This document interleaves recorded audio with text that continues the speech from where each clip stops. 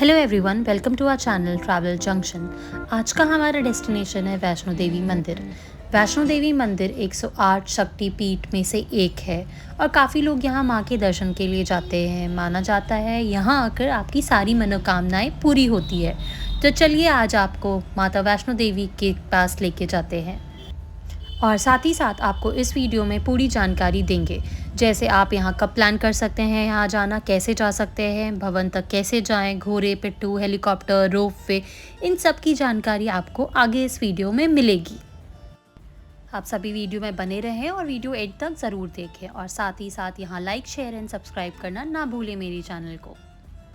बात करें कौन सा सीज़न सबसे बेस्ट होगा माँ वैष्णो देवी के दर्शन के लिए, तो वैसे तो आप यहाँ साल भर जा सकते हो, पर अक्टूबर से जून का महीने में यहाँ काफ़ी रश होती है। बारिश के दिनों में आप अवॉइड करें जाना, और जब यहाँ पे कभी काफ़ी कम रश होती है तो ये गुफाएं खुलती है। यूजुअली ये फरवरी और मार्च के टाइम में होता है, और आप दशहरे के टाइम में यहाँ पे आपको बहुत भीड़ मिलेगी, बहुत रश मिलेगा, क्योंकि लोग यहाँ पे उस टाइम बहुत लोग दर्शन के लिए यहाँ आते हैं। आप यहाँ दिल्ली, चंडीगढ़, पंजाब से आ सकते हैं। आपके किलोमीटर सिर्फ 400 से 1000 किलोमीटर तक पड़ेगा। आप 9 घंटे में एसी, नॉन एसी बस के द्वारा आप जम्मू तक पहुँच सकते हैं।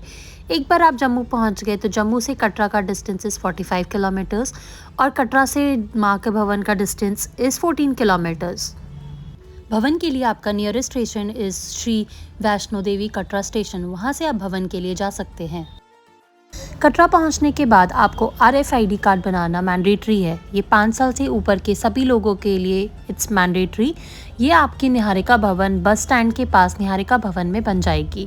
ये फ्री ऑफ कॉस्ट होती है। इसमें आपको आइडेंटिटी प्रूफ देना होता है और पिन कोड बताना पड़ता है, और ये आपको एक कार्ड बना के देते हैं जिसे आपको एंट्री गेट के पास आपको दिखाना पड़ेगा। इसकी टाइमिंग्स है 5 AM to 10 PM बेसिकली, और आपने जब कार्ड बनवाया है उसके विदिन 6 आवर्स आपको अपनी यात्रा शुरू करनी पड़ेगी। ये ऑनलाइन अवेलेबल नहीं होती है। एक बार आपने RFID कार्ड बनवा लिया, उसके बाद आपने अपनी यात्रा शुरू कर सकते हैं। और जैसे इसके साथ हमारे साथ बोलिए जय माता दी।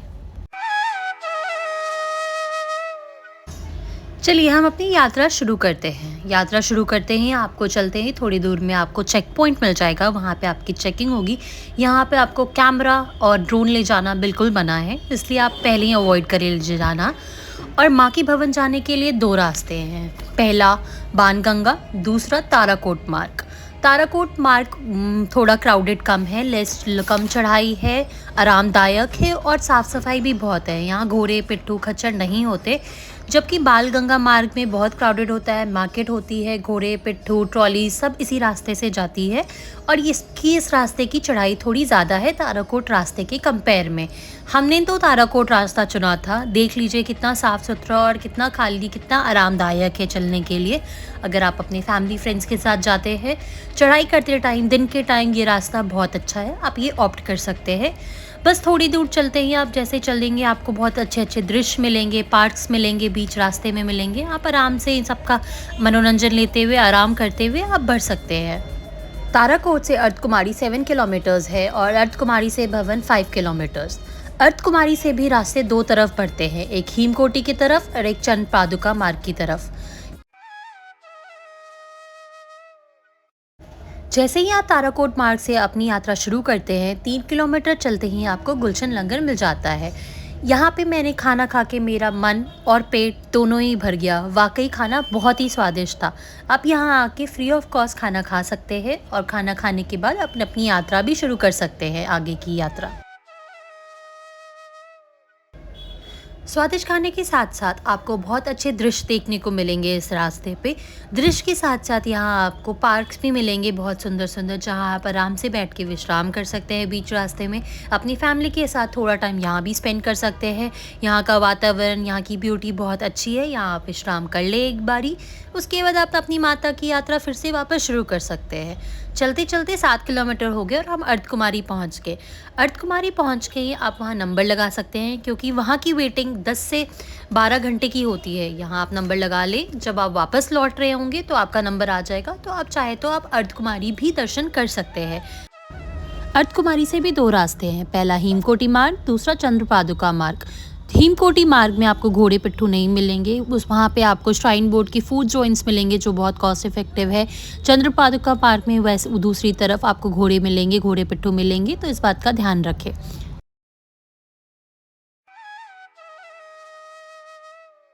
दोनों ही रास्ते रात भर खुले होते हैं, दोनों ही रास्ते में फूड, वॉशरूम, मेडिकल फैसिलिटीज़ होती है, आपको ये सब चीज़ों की दिक्कत नहीं होगी।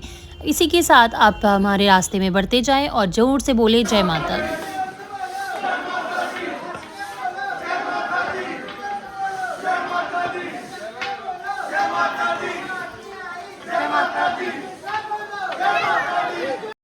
चलिए आगे बात करते हैं बाणगंगा मार्ग की। बाणगंगा मार्ग चेक पॉइंट से आगे बढ़ते ही आपको मिल जाएगा। यहाँ घोड़े, ट्रॉली, पालकी आपको सभी मिलेंगे इस रास्ते में। इस रास्ते की चढ़ाई थोड़ी खड़ी है कंपेयर टू ताराकोट मार्ग। यात्रा गेट से आगे बढ़ते ही आपको बाणगंगा मिल जाएगा। यहाँ लोग स्नान करके अपनी यात्रा की शुरुआत करना पसंद करते हैं।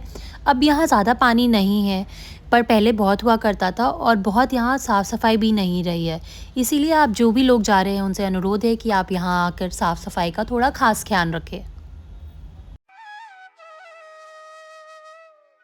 चलिए आपको रास्तों की बात तो बता दी, अब रास्ताओं में मिलने वाली सुविधाओं की बात करते हैं। आपको वैसे घोड़े, पालकी, ट्रॉलीज़, हेलीपैड, रोप वे, बैटरी कार्स की सुविधाएं मिलती है। पहले बात करते हैं हॉर्स चार्जेस की। आपको हॉर्स चार्जेस आपको पड़ेंगे वन साइडेड 1,250 रुपये, जबकि आप बस सिर्फ अर्धकुमारी तक अगर आप जाते हैं तो आपको सिर्फ 650 रुपीज़ पड़ेगा।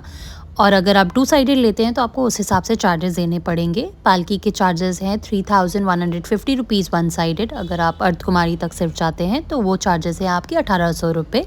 डुअल साइड का आपको चार्जेस आपको उस हिसाब से पड़ेगा। ट्रॉली चार्जेस है 500 वन साइडेड। अगर आप 2 वेज जाते हैं तो आपको उस हिसाब से वो चार्जेस आपको देने पड़ेंगे, इसलिए उस बात का ध्यान रखें। वैसे तो आप पैदल भी जा सकते हैं, पर अगर आपको कोई दिक्कत है किसी तरह की तो आप घोड़े, पालकी, ट्रॉली वगैरह सब कर सकते हैं। चलिए आगे बात करते हैं हेलीपैड सेवा की। हेलीपैड की सेवा आपकी बस के लिए अवेलेबल नहीं है, पर उधमपुर रोड पर सांझी छत तक जाती है, जो कि माँ के भवन से 2.5 किलोमीटर दूर है। आप सांझी छत तक पहुँच जाएं, वहाँ से आप घोड़े, पिट्ठू वगैरह करके माँ के भवन के पास जा सकते हैं। लेकिन हेलीकॉप्टर की टिकट्स आपको 60 दिन पहले ही करानी पड़ेगी। 60 डेज़ पहले अगर आपने नहीं कराया तो आपको टिकट्स नहीं मिलेगी। Offline ticket is a very hustle. मैं आपको आगे इस वीडियो में ऑफलाइन टिकट्स की भी जानकारी दूंगी। एक बार आपने ऑनलाइन टिकट्स करा ली तो आपको उसमें ID proof, address proof, tickets वगैरह देना पड़ेगा। एक बार आपने टिकट करा ली तो आपको काउंटर पे, हेलीपैड एरिया में के काउंटर में आपको वहाँ पे डेबिट कार्ड, क्रेडिट कार्ड, जिससे भी आपने पेमेंट करी है आपको वो दिखाने पड़ेगा, टिकट्स दिखाना पड़ेगा, आईडी प्रूफ दिखानी पड़ेगी। इससे आप हेलीकॉप्टर की सेवा ले सकते हैं। और अगर आप दोनों साइड के टिकट्स कराते हैं, आने की जाने की, तो आपको एक वीआईपी पास मिलता है, दैट इज़ फॉर दर्शन। आप दर्शन भी बहुत आराम से कर सकते हैं बिना लाइन में लगे हुए। लेकिन अगर आप बस एक साइड के टिकट कराते हैं तो आपको ये वीआईपी पास नहीं मिलता है। हेलीपैड एरिया से आप सांझी छत तक सिर्फ 8 मिनट में पहुंच जा सकते हैं। वहां से पहुंचने के बाद वहां से आप घोड़े, पालकी, जो भी सुविधाएं अवेलेबल है आप वहां से अवेल करके माँ के दरबार तक जा सकते हैं। बात करें ऑनलाइन की टिकट्स की, तो आप ऑनलाइन की टिकट्स इनकी ऑफिशियल वेबसाइट पे जाके आप इनकी टिकट्स बुक करा सकते हैं। दिए गए स्क्रीन पे इनकी ऑफिशियल वेबसाइट है, यहाँ पे आप जाकर इन हेलीपैड की टिकट्स बुक करा सकते हैं ऑनलाइन। बात करें ऑफलाइन के टिकट्स की, तो ऑफलाइन के टिकट्स का काउंटर निहारिका भवन बस स्टैंड के पास है, जो उसके पीछे है इनका काउंटर। यहाँ पे आप जा सकते हैं। आपको काफ़ी लेट नाइट यहाँ पे लाइन में लगना पड़ेगा। आप 2 बजे 3 बजे तक लाइन में लगिए, वरना इनकी बहुत लंबी लाइन लग जाती है ऑफलाइन टिकट्स लेने वालों की। और ये भी इट्स नॉट कि आपको मिल ही जाएगी टिकट्स। यहाँ पे जिसने टिकट करा ली है पर वो किसी कारण नहीं आ पाए हैं, तो उनके चलते आपको यहाँ पे टिकट्स मिलती है। उनके बदले तो इट हैज़ टू बी आपको बहुत लकी होना पड़ेगा टिकट लेने के लिए। तो मैं पर्सनली आपको सजेस्ट नहीं करूँगी आप ऑफलाइन टिकट्स के लिए जाएँ। अगर आपके पास बहुत टाइम है, 1 दिन का, 2 दिन का, तो आप चाहे तो यहाँ पर लगा सकते हैं। एक दिन आप देख सकते हैं कि आपकी टिकट्स हो जाती है, वरना मैं सजेस्ट नहीं करूँगी आप ऑनलाइन करा लें। आपकी बहुत आराम से हैसल फ्री जर्नी रहेगी।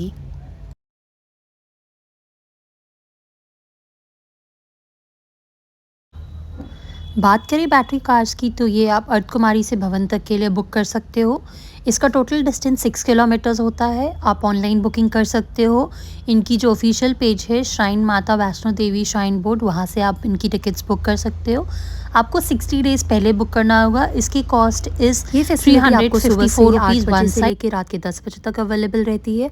अगर आपको ऑफलाइन टिकट्स बुक करनी है तो आप काउंटर पे से कर सकते हैं।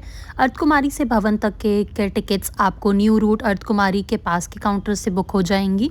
अगर आपको भवन से अर्धकुमारी तक वापस आने की टिकट्स ऑफलाइन बुक करानी है तो वो आप मनोकामना कामना भवन पे काउंटर पे बुक करा सकते हैं।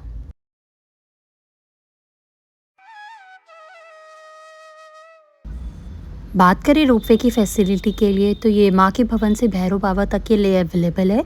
इसकी टिकट्स आप ऑनलाइन ऑफलाइन दोनों बुक करा सकते हैं। प्रेफर रहेगा आप इनके ऑफिशियल पेज पे जाके ऑनलाइन टिकट्स पहले से बुक करा लें। ओपे का कॉस्ट इज़ ₹100 पर पर्सन पर साइड, तो आप ₹200 में टू एंड फ्रो कवर कर सकते हैं। आप भैरव बाबा के दर्शन करके आप वापस उसी रोपवे से उसी टिकट से वापस आ सकते हैं। एक बात का खास ध्यान रखें कि रोपवे की फैसिलिटी सुबह 9 बजे से लेके शाम के 5 बजे तक ही अवेलेबल रहती है। अगर आप 5 बजे के बाद आते हैं तो आपको वो एंट्री नहीं देंगे और आप रोपवे की फैसिलिटी अवेल नहीं कर सकते। इन केस अगर आप 5 बजे के बाद आते हैं या फिर आपका रोपवे के टिकट्स नहीं हो रखे हैं तो आप घोड़े से भी जा सकते हैं। घोड़े के चार्जेस हैं 400 माँ के भवन से भैरव बाबा तक 400 पर पर्सन ये आपको चार्ज करेंगे। डिपेंडिंग अपन अगर आप बहुत लेट नाइट कर रहे हैं तो ये आपको थोड़ा एक्स्ट्रा चार्ज भी कर सकते हैं, पर ऑफिशियल चार्जेस इज़ 400 पर पर्सन। 3 से 4 घंटे चलने के बाद हमें ये दृश्य देखने को मिला और सच बताऊं तो मन प्रसन्न हो गया। माँ से मिलने का उल्लास और बढ़ गया और हमारे अंदर एक अजीब सी फुर्ती आ गई। बस ऐसा लग रहा था हम जल्दी जल्दी चले और बस माँ के दर्शन कर सके जल्दी से पहुँच के। तो हम बस इस दृश्य को देखे और हम सब में एक फुर्ती आ गई, सब में एक जोश आ गया और हम सब जय माता दी बोलते हुए आगे बढ़ते चले गए।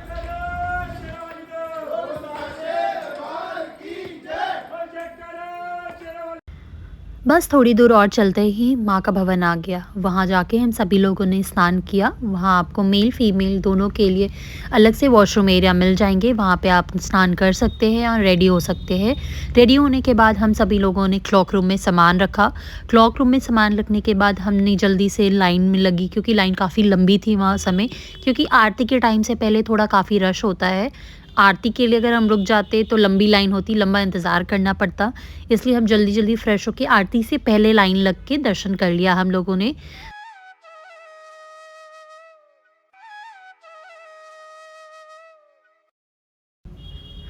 दर्शन तो काफ़ी अच्छे से हुआ। दर्शन करके सामान लेके हम भैरव बाबा की ओर बढ़ गए।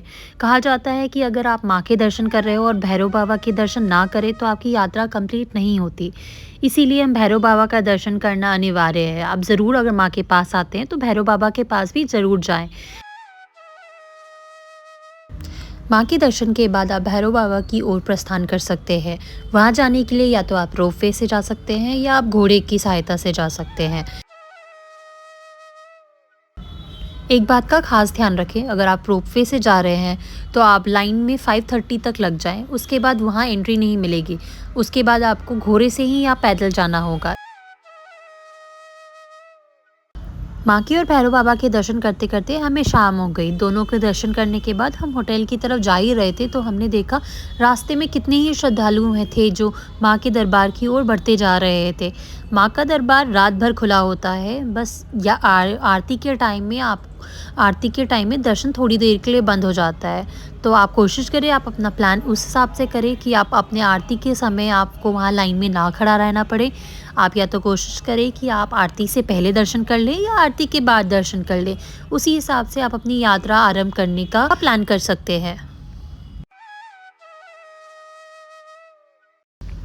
लोग यहाँ रात भर आते हैं, माँ का दरबार रात भर खुला होता है। लोग ऐसे ही आते रहते हैं और माँ के दर्शन करते रहते हैं और वापस जाते रहते हैं। बस ध्यान रखें इस बात का कि आप दशहरा के टाइम में ना आएँ। अगर आते हैं तो इस बात का ख़ास ध्यान रखें कि दशहरा के टाइम में काफ़ी भीड़ आपको मिलेगी, लंबी लाइन भी मिलेगी और श्रद्धालु भी बहुत सारे मिलेंगे आपको। साथ ही साथ एक बात का और ध्यान रखें, नीचे आपको शायद ही गर्मी लग सकती है पर ऊपर आपको रात में खास करके आपको ठंड लगेगी, इसलिए आप ठंड के कपड़े भी कैरी करना ना भूलें। और ये देखिए, ये है माँ के दरबार के रास्ते से नीचे का दृश्य। कितना ही प्यारा, कितना ही सुंदर, कितना ही अद्भुत, बहुत ही प्यारा। बस ये देखते देखते हम नीचे चले गए और हमारी यात्राएं ख़त्म हो गई।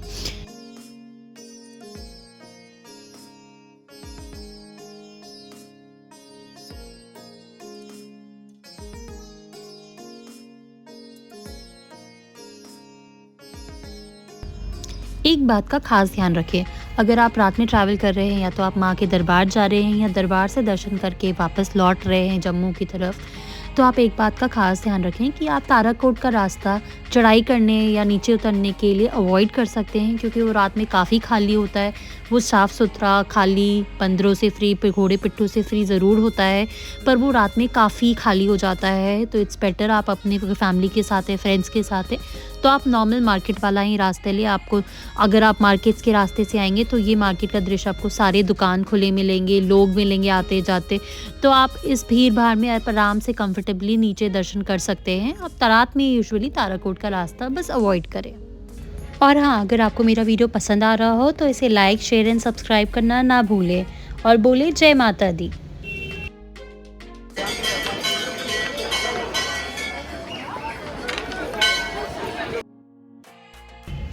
चलिए, हमारी यात्रा तो संपन्न हुई। हमने माँ के दर्शन कर लिए, भैरव बाबा के दर्शन कर लिए। हमारा यात्रा सच में बहुत अच्छा हुआ। अगर आपको भी यात्रा करनी है तो आप भी ज़रूर प्लान करें, अपनी फैमिली, फ्रेंड्स के साथ ज़रूर जाएँ माँ के दर्शन के लिए। और हाँ, जो आपने RFID कार्ड बनाई थी यात्रा के शुरुआत में, वो आपको एग्ज़िट के टाइम में एग्ज़िट डोर पे वहाँ पे सबमिट करनी होती है। आप जैसे ही एग्ज़िट कर रहे होंगे, वहाँ पे साइड में बास्केट रखा होगा, आप सभी को उसे निकाल कर उसे वापस करना होगा और तभी यात्रा संपन्न होएगी। आप पूरे रास्ते RFID कार्ड का भी खास ध्यान रखें कि वो गुम ना हो जाए, वो मिसप्लेस ना हो जाए, उसका खास ध्यान रखें, क्योंकि वो आपको यात्रा के एंड में आपको रिटर्न करना पड़ेगा। इसी के साथ हमारी यात्रा संपन्न होती है। मेरे साथ आप सभी बोले जय माता दी।